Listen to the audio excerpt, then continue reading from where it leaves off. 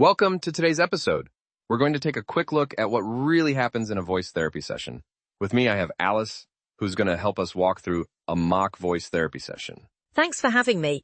It's great to be here and give folks a sense of what voice therapy is all about, especially since it can feel a bit mysterious before you actually experience it. So, for starters, Alice, can you share why someone might come in for voice therapy? Absolutely.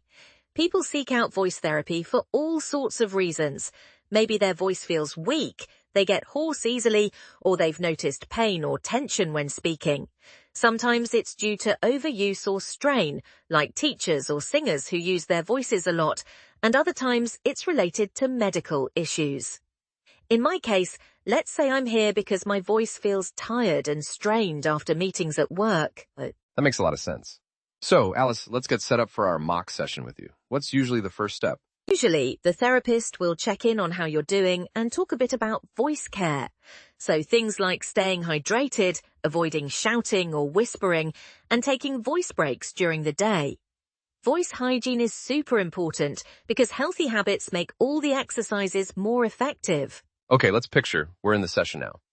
Alice, what happens next? Right. So we might say, "Hi, Chris. How are you today? Thanks for coming in. Since we're working on improving your voice strength, let's get started with some warm-up exercises. And then we might have you do a simple one. Let's take a nice deep breath and then say, ah, for at least 10 seconds. Ready? Go." Sounds simple enough, but I bet sustaining that ah can be surprisingly tricky if your voice isn't used to it. Exactly. You try to keep the sound steady and relaxed with your neck and shoulders loose. That's key. Tension in your body, especially your throat or jaw, can really get in the way. So you might be reminded, keep your shoulders down and your throat relaxed. Feel the breath moving freely. And then what's next on the agenda? After the sustained ah, we might say, great job. Now let's try a glide. Start at a low pitch and smoothly move up to a high pitch, still on ah. The goal is to keep the sound smooth and not let things get tight or strained as you change pitch. That's really interesting. It's not just about volume, but about flexibility and ease, right? Definitely. Voice therapy is all about using the voice without excess tension and with good breath support. After a glide, we might introduce some gentle hums or lip trills, which are great at relaxing the vocal folds and reducing tension.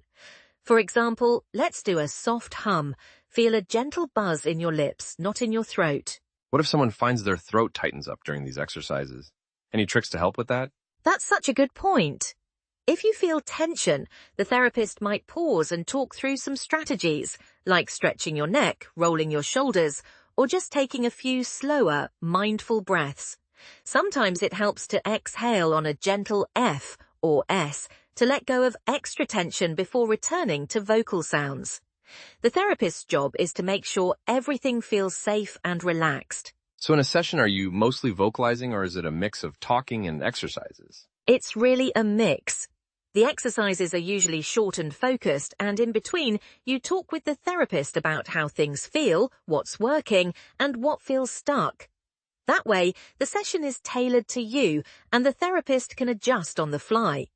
At the end, they might wrap up by reminding me to drink some water and avoid clearing my throat, since that can irritate the vocal folds. That's so practical, and honestly, it sounds supportive and even a bit calming. What would you say to someone who feels nervous about starting voice therapy? I'd say it's really a collaborative process. The therapist is there to help, not judge, and everything moves at your pace. You're learning about your own voice, and it can actually be fun to discover what it can do when you're supported by good technique and habits. Thanks, Alice, for coming along to this discussion today.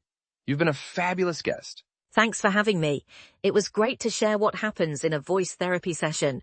I hope it helps demystify the process for anyone considering it. And thanks to our listeners. Take care of your voices out there, and we'll see you next time.